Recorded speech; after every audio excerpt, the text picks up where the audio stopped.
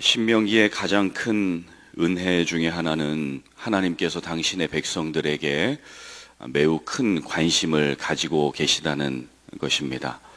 그 관심이라는 것은 CCTV를 달아놓고 어떻게 하나 보고 혼내려는 목적은 아니시지요. 지금 광야에서 사는 이스라엘 백성들 고민이 많습니다. 가나안 땅에 들어가게 해주겠다고 하나님이 인도해 주셨는데 가나안 땅에 가면 어떻게 살아야 될지, 어떻게 지내야 될지 영적으로 많은 혼란 가운데 있습니다. 앞으로 가나안 땅의 이민자로서 어떤 생활을 해야 될지 하나님께서 신명기 법으로서 이스라엘 백성들을 인도해 주시는 귀한 말씀이지요. 가나안 땅은 광야와 다른 땅입니다. 가나안은 만나와 메추라기를 고민하지 않아도 되는 땅이고 먹고 사는 문제가 어느 정도는 해결이 된 땅입니다. 등 따숩고 배부르고, 그런데 많은 유혹거리가 있고 하나님 안 믿어도 되는 많은 우상들이 이스라엘 백성들을 유혹하고 있습니다. 방심하면 하나님을 잊게 되겠지요. 그러니 가나안에 가서도 광야에서처럼 하나님만을 바라보거라, 하나님의 주권을 강조하고 계십니다. 하나님의 절대적인 주권, 하나님의 롤드십. 그러나 하나님은 하나님만 바라보라 하시지만 무조건적으로 하나님의 주권만 강조하지 않으십니다. 인간 사회에서는 인권이 중요하다. 보이지 않는 하나님을 섬길 때에는 보이는 형제에 대한 사랑이 곧 하나님에 대한 사랑이자 존중이다라고 오늘 말씀을 통해 가르쳐 주시는 것입니다. 그래서 인간관계는 이렇게 하거라, 가정의 부부관계는 이렇게 해야 되는 것이다, 가정 사회에서 신앙인은 이런 모습이 있어야 된다라고 우리에게 일러주시는 거지요. 그것이 신명기의 법으로 된 말씀인 것입니다.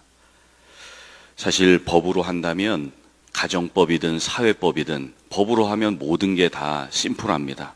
금방 해결되지요. 그런데 저희 가정에서도 법대로 하면 참 편하지만 법대로 할 수 없는 것들이 많습니다.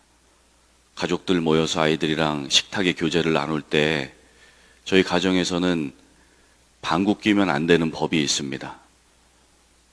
낄 것 같으면 가서 싸고 와야 됩니다. 된장 끓이는 날은 난리가 나죠. 애들끼리 막 서로 신문을 합니다. Did you fart? 너 방귀 꼈어?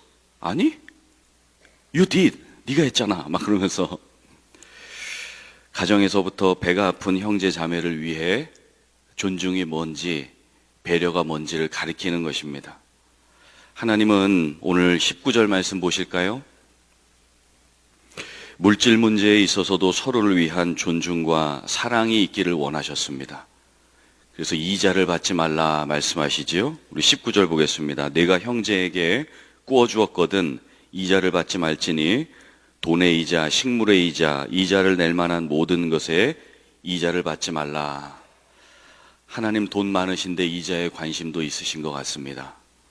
마땅히 돈을 꿔갔으면 고마운 마음에 이자라도 쳐서 갚아주는 게 사람의 도리이지 않습니까?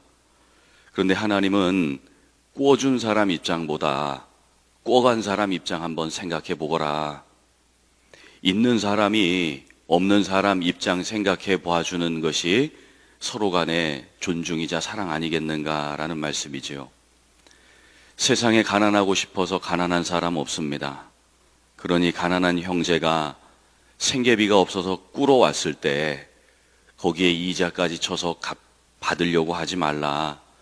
그것을 출애굽기 22장과 레위기 25장에 하나님이 법으로 정해놓으신 겁니다. 하나님께서 이자를 금하신 근본적인 이유가 있습니다. 그것은 돈보다 사람이 더 귀하기 때문입니다. 물질보다 형제 사랑에 가치를 더 두시기 때문에 사람을 이익이나 이윤 추구의 대상으로 보면 그때부터 사람 관계는 어그러집니다. 상하가 됩니다. 수평이 아니지요. 그러면 갑과 을의 관계가 돼서 우리는 고만 바리새인이 되고 맙니다. 나는 저 사람과 달라. 저 사람과 급이 달라. 이렇게 되면 구분 짓는 거지요. 그것이 바리새라는 원어적인 의미입니다. 구분 짓다. 그래서 우리 주님은 이스라엘 공동체 전체가 한 사람 안에 들어있다고 말씀하시는 겁니다.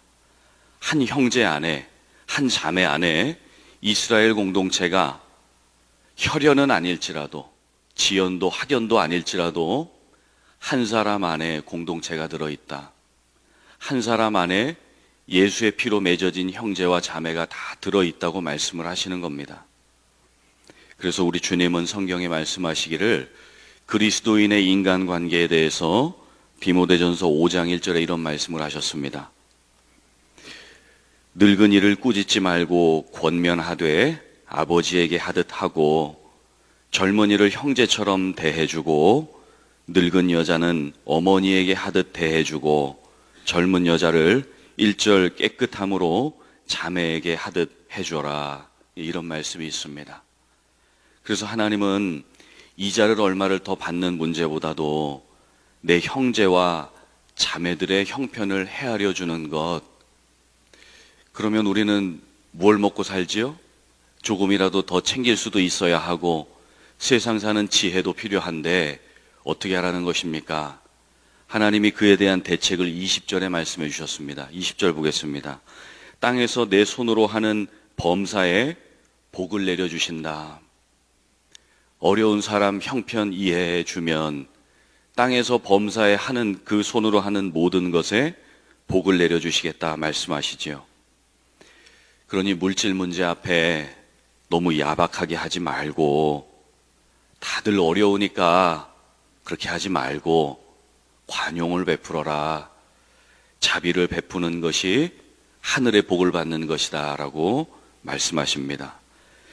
팀 켈러의 탕부 하나님이라는 책에 보면 우리 하나님은 우리의 죄의 값을 돈으로 환산하지 않고 사랑으로 갚아주시는 프로디글 갓, 탕부 하나님, 사랑을 허비하고 사랑을 낭비하시는 하나님으로 묘사합니다.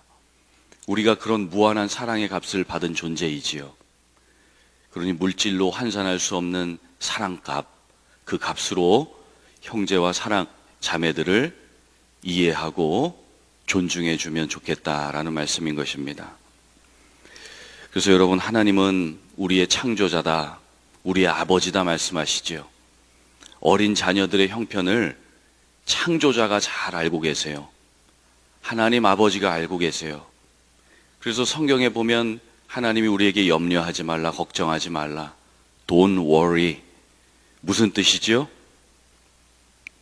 발음이 안 좋았습니까? Don't worry. 걱정 말라. 뭐 걱정 말라고요? 돈 걱정 말라고. Don't worry. 죄송합니다. 두 번째 대지로 넘어가겠습니다. 두 번째, 대인관계와 대신관계에 대한 법입니다.